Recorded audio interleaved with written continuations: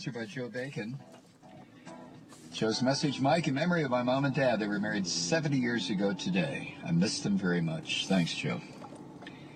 All right, it is time, once again, for a moment with Bob.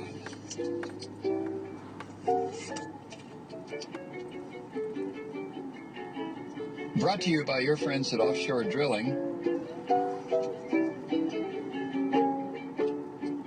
Bob writes, there is no joy in Mudville. Hey, Mike, I know a guy who listens to Rush Limbaugh every day and watches Fox News every night, and has been doing this for years. I have to deal with this guy regularly, and almost all the time, what we have to talk about has nothing to do with politics, but every once in a while we go there. And an amazing transformation takes place. He becomes a Rush Limbaugh Fox News talking points regurgitator. But it's even weirder than that. He doesn't just repeat zombie-like what he's heard like some gooble one of us freak. He's internalized it. He takes the current, gooble gobble. He takes the current conservative talking points, digest it completely, and when the conservative button is pressed, out comes the talking points, but in his own words.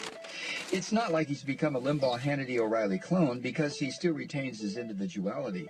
He's personalized the mindset and sees everything that is political through that lens. I know exactly what he's going to say about current events. When George Zimmerman murdered Trayvon Martin, I knew before I picked up the phone I was going to hear the racist conservative spin come out of his mouth.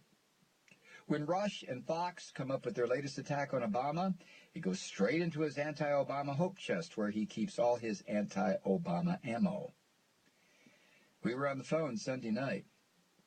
The election came up. I told him I had already sent in my absentee ballot. He assumed I voted for Obama and was shocked when I told him I hadn't.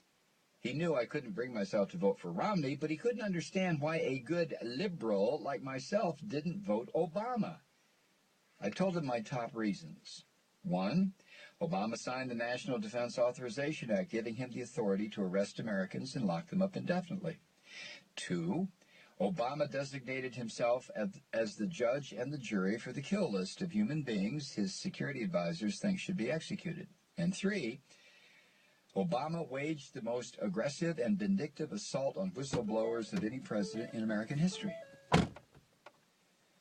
The list is much longer, but this Limbaugh-listening, Fox News-watching guy interrupted me because he didn't know what I was talking about. We wrapped up the call, and while I was pouring a cup of coffee, it hit me. Why didn't he know this stuff?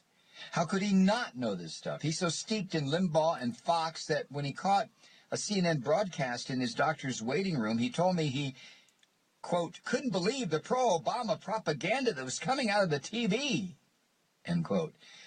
Let's take a moment here. This guy only listens to and watches anti-Obama propaganda every single day.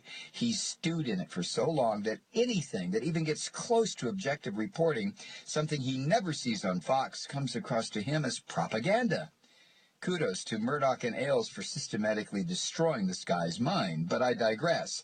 How is it possible that this guy knows all about the secret Muslim who's simultaneously a Reverend Right crazy Christian, the socialist palling around with terrorists, the globe-trotting American apologist, and every single anti-Obama virus put out there by Fox, but he doesn't know any of the real blood-curdling facts about Obama? I think the kill list and indefinite detentions for any American would trump the Reverend Right stuff 6 ways from Sunday. But better yet, why didn't Fox or Limbaugh cobble together an ultimate anti-Obama mashup?